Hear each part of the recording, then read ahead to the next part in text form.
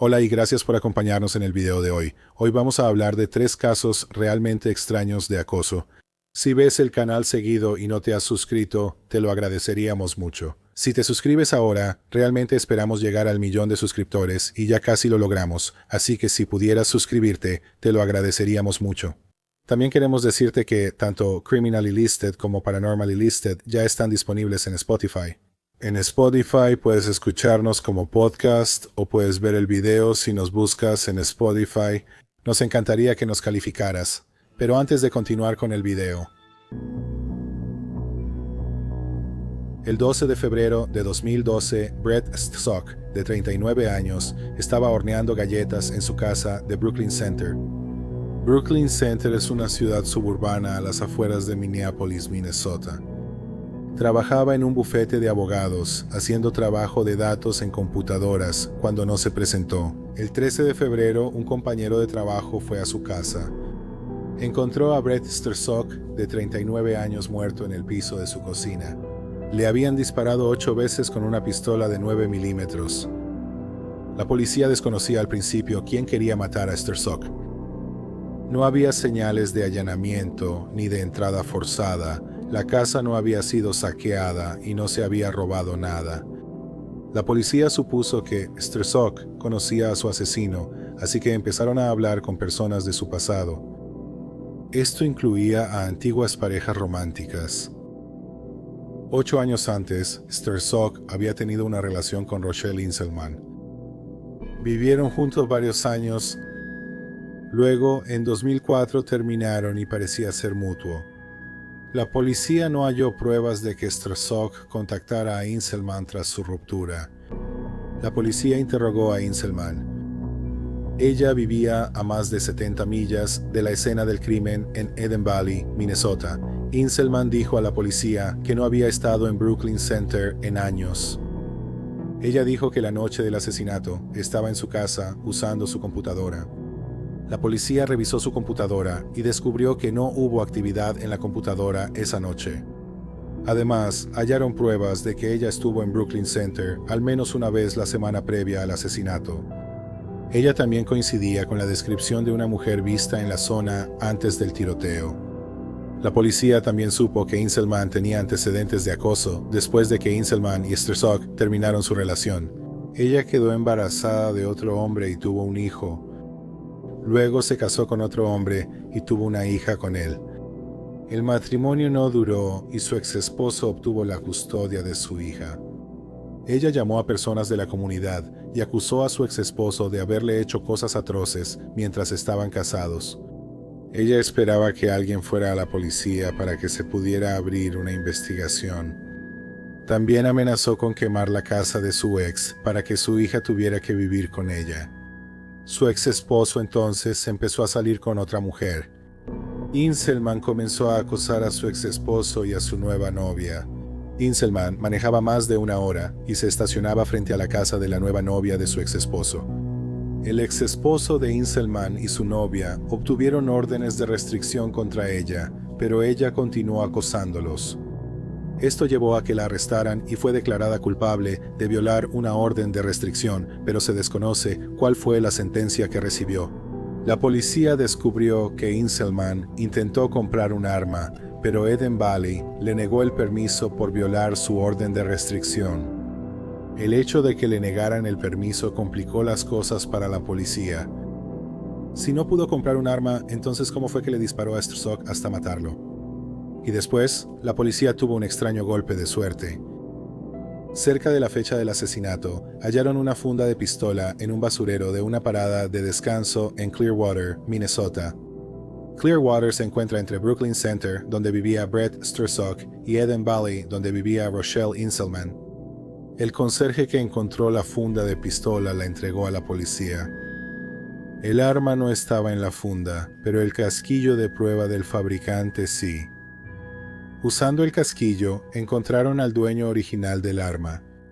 Dijo que recientemente había vendido el arma en línea a Rochelle Inselman. Ella encontró su anuncio en un sitio web similar a Craigslist, pero para armas. En abril de 2012, Rochelle Inselman, de 39 años, fue arrestada por el asesinato de Brett Strzok. En los 8 años tras terminar con Esther Sock, Rochelle Inselman tuvo 2 hijos de distintos padres, se casó y se divorció. Se había obsesionado con Esther Sock. Lo acosaba en línea, hackeó su cuenta de Facebook y envió mensajes perturbadores a los miembros de su familia. En los 2 años previos al asesinato, ella dañó su historial crediticio. Usó su número de seguro social para solicitar tarjetas de crédito. Luego, ella robaba las tarjetas de su buzón. La última vez que hizo esto fue solo unas semanas antes del asesinato. Rochelle Inselman aceptó un acuerdo de culpabilidad. Enfrentaba un cargo de asesinato en primer grado y posible cadena perpetua sin libertad condicional, pero en diciembre de 2012 se declaró culpable de asesinato en segundo grado en su juicio. Ella dijo que fue a la casa de Esther Sock porque quería, cito, discutir algunas cosas con él. Fin de la cita. No especificó qué quería discutir. Él la dejó entrar a su casa, según dijo ella. Empezaron a discutir, así que ella sacó la pistola. Ella disparó 9 veces y Sock fue alcanzado 8 veces. Inselman también admitió que fue allí con la intención de matarlo, pero no explicó por qué quería que él muriera. Fue sentenciada a la pena máxima de 40 años de prisión. Rochelle Inselman, de 52 años, está cumpliendo su condena en el Centro Correccional de Minnesota, Shack Up. Será elegible para libertad condicional en diciembre de 2038, cuando tendrá 65 años. 2. Sheila Davalloo. El 8 de noviembre de 2002, una mujer llamó al 911 en Stamford, Connecticut. Dijo que vio a un hombre entrar al departamento de su vecina y atacar a su vecina. La persona que llamó no sabía el nombre de su vecina, pero pidió que la policía fuera a revisarla. La persona que llamó no le dio su nombre al operador. Resultó que la persona que llamó dio la dirección incorrecta, pero el operador pudo determinar de qué departamento hablaba y envió a los oficiales de policía al departamento.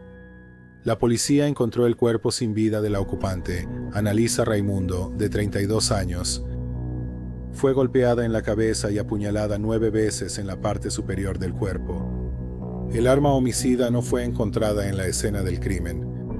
No había señales de agresión sexual, no había señales de allanamiento ni de entrada forzada y no se había robado nada. La policía no tenía idea de quién querría matar a Annalisa Raimundo, de 32 años. Ella era vendedora farmacéutica para Pharmacia en Nueva Jersey. No tenía enemigos conocidos. Tenía un novio estable, Nelson Sessler. Se conocieron mientras trabajaban en Purdue Pharmacy. Raimundo dejó de trabajar en Purdue para trabajar en Pharmacia unos meses antes. Nelson Sessler fue descartado como sospechoso porque tenía una coartada irrefutable. La policía pensó que la llamada al 911 fue extraña. ¿Por qué quien llamó no dejó su nombre? También, la persona que llamó afirmó ser vecina de Raimundo, pero dio la dirección incorrecta. El operador rastreó la llamada y descubrió que provenía de un teléfono público frente a un restaurante. El operador envió oficiales al edificio de departamentos más cercano al restaurante. Quizá el vecino no tenía teléfono, pero ¿por qué no fue a otro departamento en vez de ir a un teléfono público para llamar al 911? La policía quería llamarla para que se presentara, pero no lo hizo. El caso de asesinato de Annalisa Raimundo se enfrió después de eso. En marzo de 2002, unos 6 meses después del asesinato, el novio de Raimundo, Nelson Sessler, llamó a la policía. Le dijo a la policía que sabía quién mató a Raimundo. Sessler contó que en el verano de 2001, mientras salía con Raimundo, también tenía una relación con otra compañera, Sheila Davalloo, de 33 años. Davalloo era investigadora farmacéutica en Purdue. Sessler explicó que terminó su relación con Davalloo en el invierno de 2001 porque quería salir exclusivamente con Raimundo. Davalloo parecía haber aceptado el final de la relación. Sessler dijo que Davalloo le había dicho que estaba divorciada, pero en realidad seguía casada con Paul Christos, de 35 años. Christos estaba trabajando en su doctorado y daba clases en un hospital. Sessler dijo que después del asesinato de Raimundo, Dávalu había vuelto a entrar en su vida. Ella había sido amable y lo consoló. Eventualmente, reavivaron su relación sexual. Sessler dijo que el 23 de marzo de 2003 Dávalu lo llamó y le pidió que fuera a cenar. Cuando llegó a su condominio en Pleasantville, Connecticut, encontró a la policía allí. Le dijeron que había habido una disputa doméstica y que Dávalu no estaba en casa. Confundido, Sessler se fue a casa. Al día siguiente, Sessler leyó un impactante artículo en el periódico sobre la disputa doméstica de Dávalu. La disputa doméstica fue que Dávalu había sido arrestada por el intento de asesinato de su esposo, Paul Christos.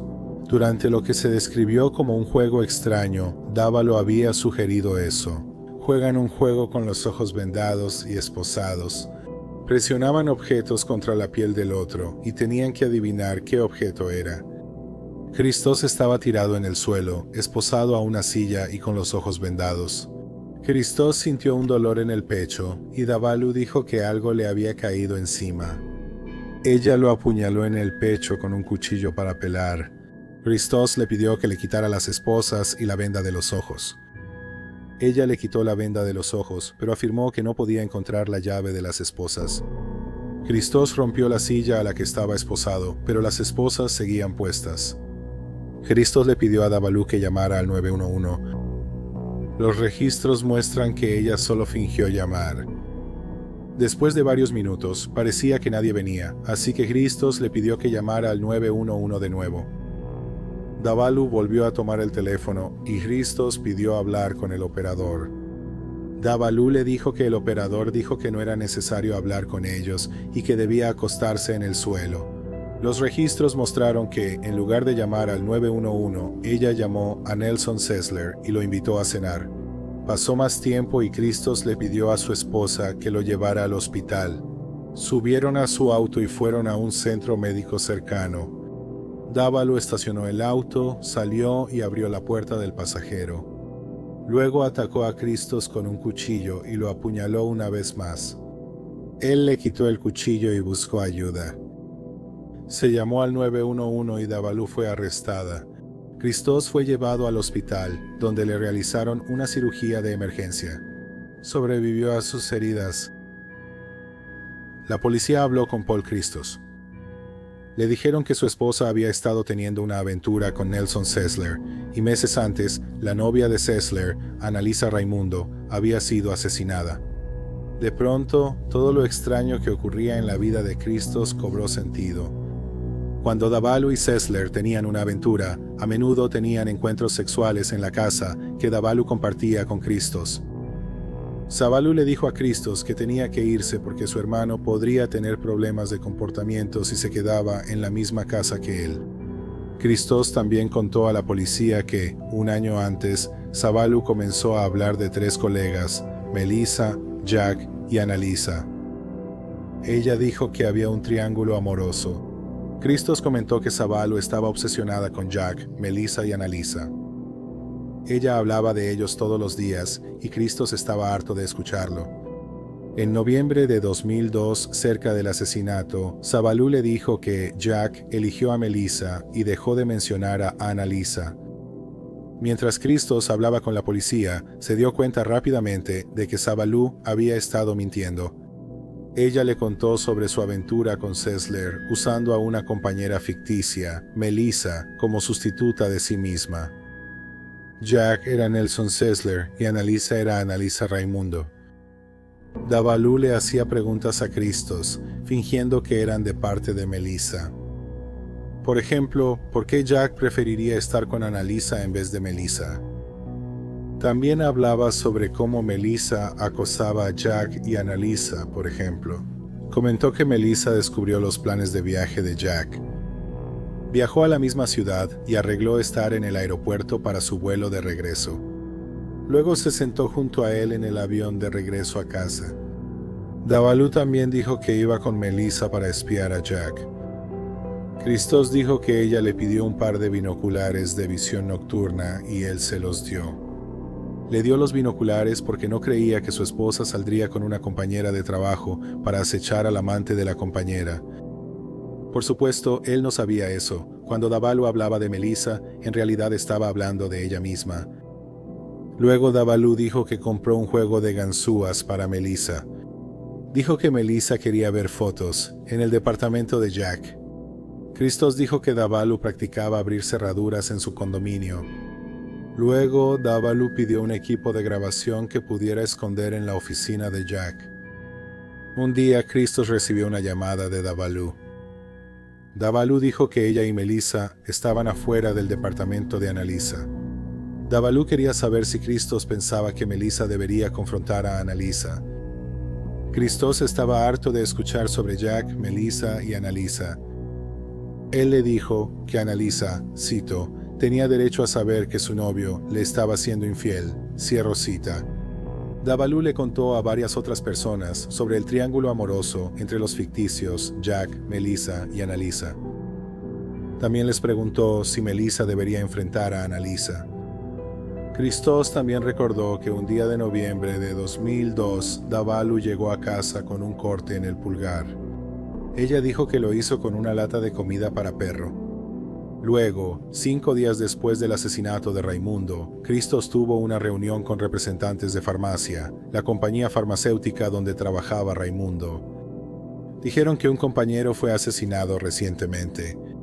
No mencionaron el nombre, pero Christos se sintió perturbado por la noticia. Le contó a Davalu sobre el asesinato y le preguntó si Melissa le había hecho algo a Annalisa. Davalu actuó con indiferencia y dijo que Annalisa estaba bien.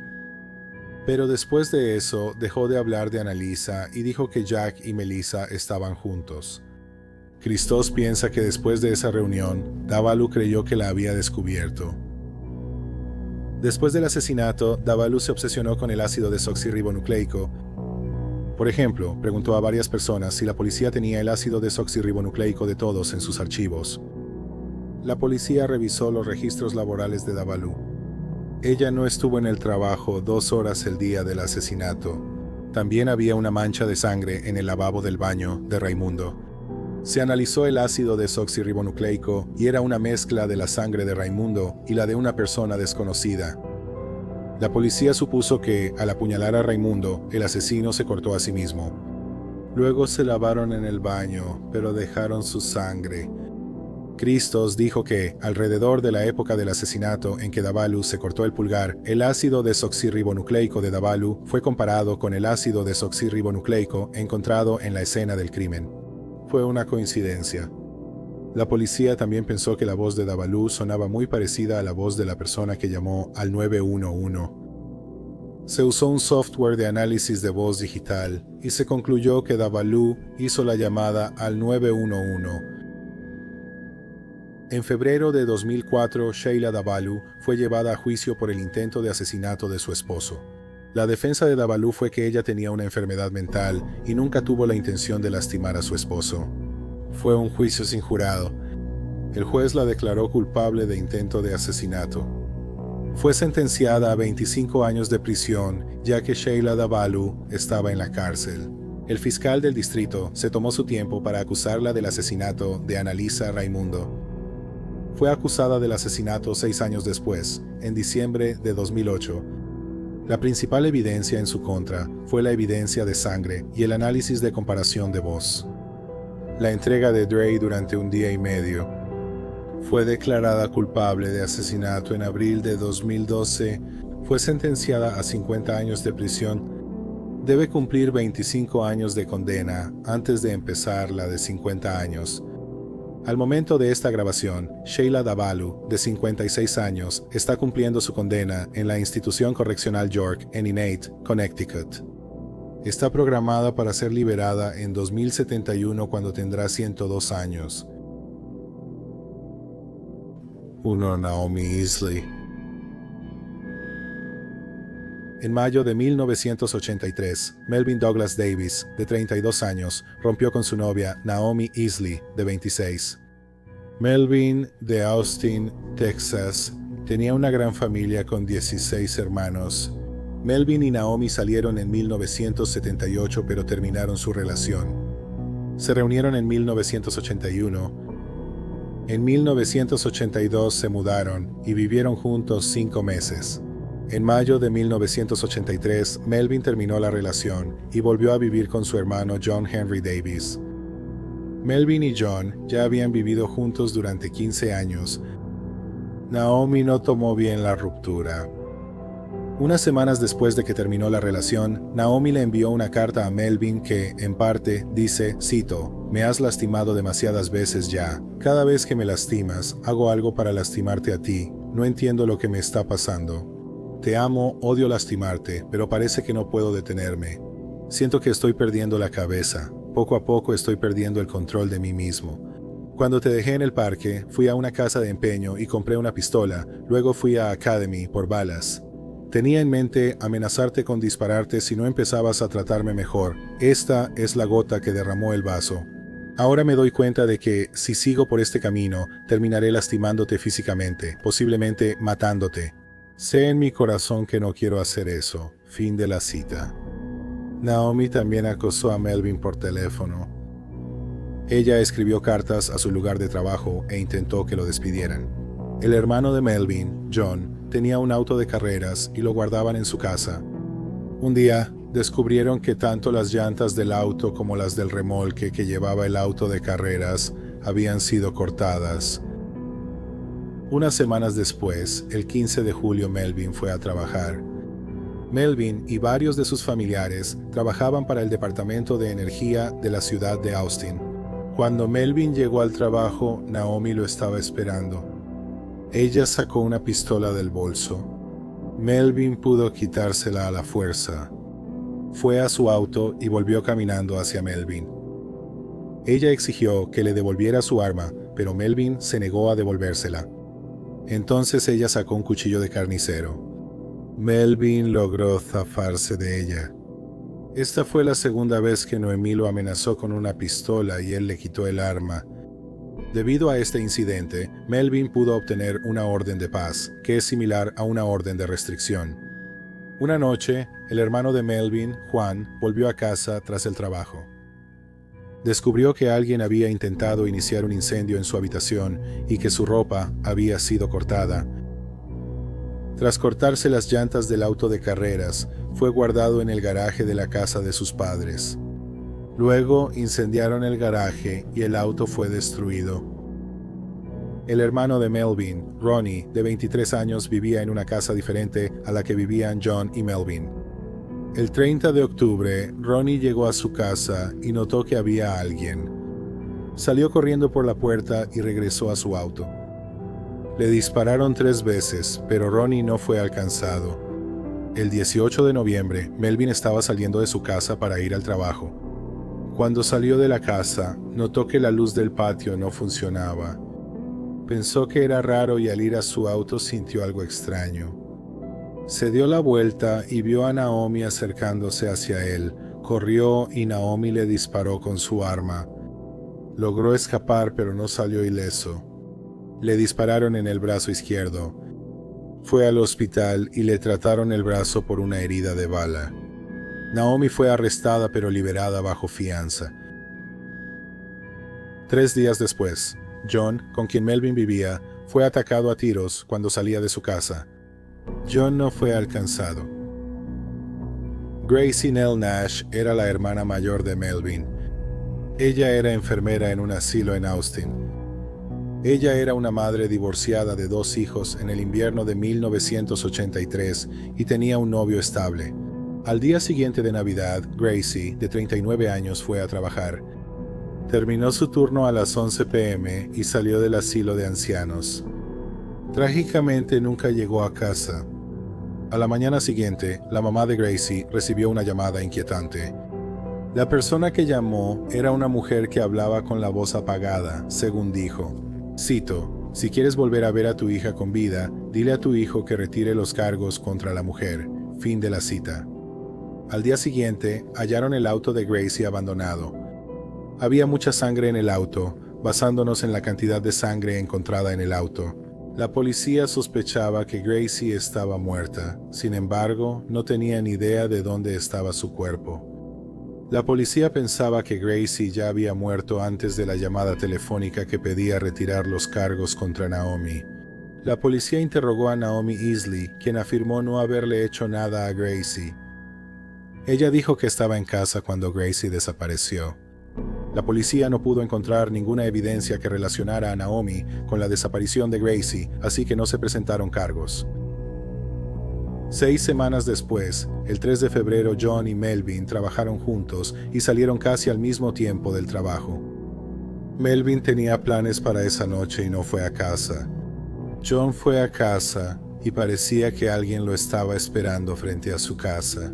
John Davis, de 43 años, recibió 3 disparos, uno en la cabeza, uno en el brazo derecho y uno en el brazo izquierdo. Murió a causa de sus heridas. Una vez más, Naomi Easley fue la sospechosa y fue interrogada, pero una vez más, no había pruebas que conectaran a Naomi con el crimen. Naomi Easley, de 27 años, fue a juicio por dispararle a Melvin Davis en marzo de 1984. Ella enfrentaba cargos de asalto agravado e intento de asesinato. La principal evidencia en su contra fue que Melvin la identificó como la persona que disparó durante el juicio. Naomi admitió que había acosado y perseguido a Melvin, pero juró que no le disparó a nadie. La defensa señaló que Melvin dijo que estaba oscuro porque la luz del patio no funcionaba. Argumentaron que él no pudo ver bien al tirador. Puede que él haya asumido que la tiradora era Naomi por el acoso, pero habría sido imposible para él hacer una identificación positiva. La defensa también señaló que no había pruebas físicas en el caso. Lo que el jurado no escuchó fue que la hermana de Melvin desapareció y su hermano fue asesinado durante los 9 meses de terror de Naomi. Ella no había sido acusada en relación con ninguno de esos crímenes, así que esos delitos no fueron considerados como pruebas. El jurado deliberó durante 6 horas. Estaban completamente estancados. 9 personas habían votado para condenar y otras 3 habían votado para absolver, pero ni siquiera había un consenso. Entre las personas que querían condenarla, 3 querían condenarla por intento de asesinato y 6 creían que era culpable de asalto agravado. Así que se declaró un juicio nulo. La fiscalía planeaba volver a juzgarla, pero vieron la dificultad de procesar el caso, así que a Naomi se le ofreció un acuerdo de culpabilidad, el cual aceptó. En enero de 1984, Naomi se declaró culpable de asalto agravado y recibió 10 años de libertad condicional. Fue la única condena derivada de los 9 meses de acoso que involucraron allanamiento de morada, destrucción de propiedad, incendio premeditado, múltiples intentos de asesinato, una desaparición y un asesinato. Aproximadamente 2 años después, Naomi Easley se casó con un hombre llamado Kent Moore. 3 años después, el matrimonio tenía problemas y la pareja estaba distanciada. El 5 de noviembre de 1989, Kent reportó a la policía que Easley hacía llamadas de acoso. Dijo que estaba preocupado por su seguridad debido al historial de su esposa. 4 horas después, Kent llamó al 911. Le dispararon 5 veces, cabeza, abdomen, mano izquierda y 2 en el pecho. Todavía estaba consciente cuando lo llevaron al hospital, según dijo. Su esposa fue quien le disparó. Ken Moore, de 40 años, falleció 1 hora tras llegar al hospital. Naomi Easley Moore, de 33 años, fue arrestada poco después. Naomi fue a juicio en septiembre de 1990. La defensa volvió a argumentar que no había pruebas físicas. La fiscalía informó al jurado que, cuando Kent fue asesinado, Naomi estaba en libertad condicional tras ser condenada por dispararle a otro hombre que la había abandonado, también mientras Kent Moore moría. Él la identificó como la tiradora. El jurado deliberó por menos de 5 horas. Declararon a Naomi culpable de asesinato. Fue sentenciada a 75 años de prisión. La desaparición de Gracie Nell Nash, de 39 años, sigue oficialmente sin resolverse y sus restos nunca han sido encontrados. El asesinato de su hermano, John Davis, de 43 años, sigue sin resolverse oficialmente. Naomi es la única sospechosa en sus casos. Naomi Isley Moore, de 69 años, está cumpliendo su condena en la unidad Dr. Lane Morey en Gatesville, Texas. Fue elegible para libertad condicional en noviembre de 2004, pero nunca se la han concedido. Será elegible para libertad condicional en noviembre de 2025. Muchas gracias por ver el video de hoy. Si te gustó, realmente agradeceríamos que te suscribieras. Además, no olvides ver nuestros shorts en YouTube, Instagram y TikTok. Una vez más, gracias por vernos.